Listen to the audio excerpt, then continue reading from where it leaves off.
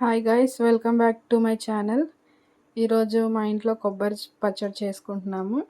ఎలా చేసుకోవాలో చూసుకుందాం, సింపుల్ అండ్ ఈజీగా. ముందుగా కొబ్బరికాయని ఇలా ముక్కలుగా కట్ చేసుకుని, తర్వాత పచ్చిమిరపకాయలు, కొంచెం ధనియాలు, కొంచెం జీలకర్ర రెడీ చేసుకుని పచ్చడి ప్రాసెస్ స్టార్ట్ చేసుకుందాం. ప్యాన్ పెట్టుకుని కొంచెం ఆయిల్ చేసుకుని పచ్చిమిరపకాయలు అవి వేగించుకుందాం. ఆయిల్ హీట్ అయ్యాక ముందుగా పచ్చిమిరపకాయలు వేసుకుందాము. పచ్చిమిరపకాయలు కొంచెం వేగిన తర్వాత కొన్ని ధనియాలు వేసుకుందాం. ధనియాలతో పాటు కొంచెం జీలకర్ర కూడా వేసుకుని ఫ్రై చేసుకుందాం. వేగించుకున్న పచ్చిమిరపకాయలు, ధనియాలు, జీలకర్ర మిక్సీ జార్లో వేసుకుందాం. వాటితో పాటు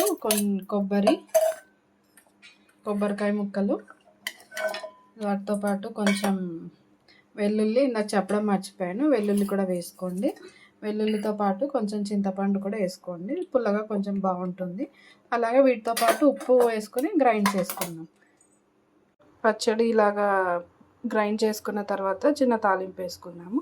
స్టవ్ పెట్టుకొని ప్యాన్ పెట్టుకొని కొద్దిగా ఆయిల్ వేసుకొని, ఆయిల్ హీట్ అయ్యాక ఆవాలు వేసుకుని, ఆవాలు కొంచెం చిట్పట్లాడాక కొంచెం వెల్లుల్లిపాయలు కూడా వేసుకొని అవి కొద్దిగా వేయాక జీలకర్ర, శనగపప్పు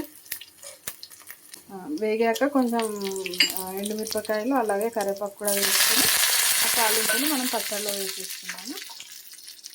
ఈ తాలింపుని రెడీ అయిన పచ్చడిలో వేసేసుకుంటే మంచి టేస్టీ కొబ్బరి పచ్చడి రెడీ అయిపోయింది. Please do like, share and subscribe. Follow for more. Thank you.